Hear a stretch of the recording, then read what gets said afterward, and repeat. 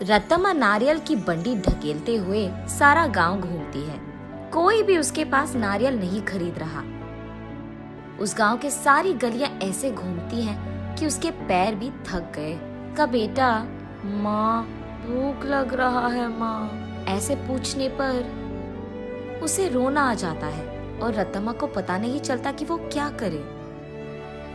तब वो एक जगह उसकी बंडी रोककर एक नारियल काटकर, आज के लिए खाकर अपना पेट भर लो बेटा, कल अच्छा खाना खिलाऊंगी, ऐसे कहकर अपने बेटे को देखते हुए अपने जीवन को कोसती है। मगर वो दोष किसको मानेगी, रत्तम्मा को समझ में नहीं आता। एक समय में रत्तम्मा बाकी गांव वालों की तरह ही छोटे मोटे कूली का काम करती थी, लेकिन उसे लगता है कि उसे उसका मेहनत का फल नहीं मिल रहा। इसी दुख में वो दिन गुजारती थी। कुछ ही दिन पहले रत्तम्मा का पति पी पी कर मर गया। घर के सारे पैसे वो अपने दारू में लगा दिया और घर में एक फूटी कौड़ी भी नहीं है। इसीलिए रत्तम्मा को क्या करे ये पता नहीं चल रहा था और उसे इसी बात का डर था कि वो अपने बेटे को कैसे पढ़ाएगी। एक दिन वो अपने घर के बरामदे में बैठकर यही सोचती रहती है कि वो पैसे कैसे कमाएगी। तभी फैसला करती है कि वो एक छोटा सा व्यापार करेगी। इसी सोच में वो जब सर उठाकर ऊपर देखती है, उसके घर के ठीक सामने मौजूद एक नारियल का पेड़ उसे नजर आता है। तब वो फैसला करती है कि वो नारियल बेचेगी। उसके फैसले के अनुसार ही वो अगले दिन उस गांव के जंक्शन के बीच में नारियल का एक छोटा सा बंडी लगाती है। लेकिन तब तक उसी जंक्शन पे दो और ऐसे व्यापारी थे जो नारियल बेच रहे थे। उन दोनों की वजह से रत्तम्मा का व्यापार ठीक से नहीं चलता है। इसी कारण 2-3 दिनों से रत्तम्मा की बंडी से सिर्फ 2 या 3 नारियल ही बिके थे।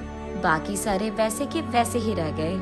ये देख निराश होकर रत्तम्मा ये फैसला करती है कि अगर वो गांव के सारी गलियां घूमकर बेचने की कोशिश करेगी तो कम से कम कुछ तो बिक जाएंगे।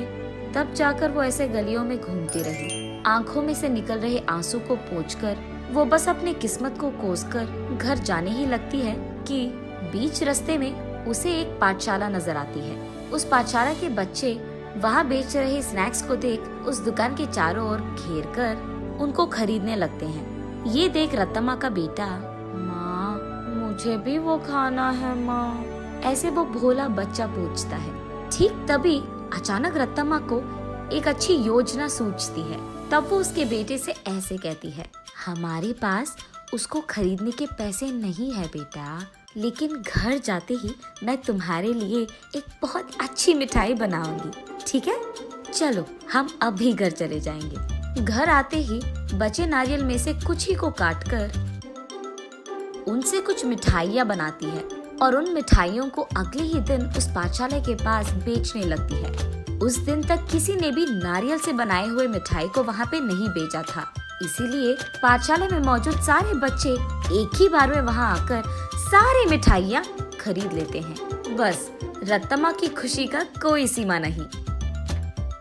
घर जाते ही वो नारियलों से दूसरी तरह की मिठाई बनकर अगले ही दिन वहाँ आकर उसे बेचती है। पिछले दिन की तरह ही बच्चे वहाँ आकर सारी मिठाइयों को खरीद लेते हैं। लेकिन कुछ बच्चे ऐसे पूछते हैं, आंटी कल जैसे मिठाई नहीं है क्या? कल लेके आऊंगा बेटा। ये कहकर घर पहुंचते ही अगले दिन के लिए नारियल से ही 2-3 प्रकार की मिठाइयाँ बनाती है। तीसरे दिन भी सारी मिठाइयाँ बिक जाती है। तब वहाँ मौजूद बाकी व्यापारी ये देख रत्तम्मा के पास आकर ऐसे कहते हैं, अम्मा कुछ मिठाइयाँ हमको भी बेचो, वो हमारे दुकान में बेचेंगे हम तुम्हें दुगना पैसे देंगे इनके लिए, ऐसे कहते हैं। ये सुनकर रत्तम्मा इस बार ज्यादा मात्रा में मिठाइयों को बनाकर अगले दिन वहाँ के व्यापारियों को बेचती है दुगने गुना में। बचे सारे पाठशाला के बच्चों को हमेशा की तरह बेचती है। ये देख बच्चे सारे वापस रत्तम्मा के पास ही मिठाइयाँ खरीदते हैं। ये देख बाकी व्यापारी रत्तम्मा से ऐसे कहते हैं, तुम अगर ऐसे ही हमारे बगल में दुकान लगाकर वही मिठाइयाँ कम दाम में बेचोगे तो हमारा धंधा कैसे चलेगा मैम? अगर तुम्हें बेचना है तो हमारे ही दाम पे बेचना होगा। तब रत्तम्मा, लेकिन बच्चे इतने दाम पे कैसे खरीदेंगे? उस सब से हमारा कोई लेना देना नहीं।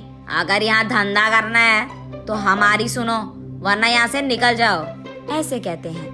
ये सुनकर रत्तम्मा उसके घर पहुंचकर बहुत सोचने लग जाती है। अगले दिन वो उस पाठशाला के पास एक बड़ा सा मिठाई का दुकान ही खोल देती है। उसमें सिर्फ नारियल से बनाई हुई मिठाइयाँ ही बेचती है। अब रत्तम्मा को किसी से कोई लड़ाई करने की जरूरत नहीं पड़ेगी। दूसरी तरफ रत्तम्मा की तरह नारियल से मिठाई बनाकर बेचने वाला उस गांव में और कोई नहीं था। अब इस कारण रत्तम्मा के मिठाई का दुकान सिर्फ बच्चे ही नहीं बल्कि सारा गांव जाता था। कुछ ही दिनों में रत्तम्मा अमीर बन जाती है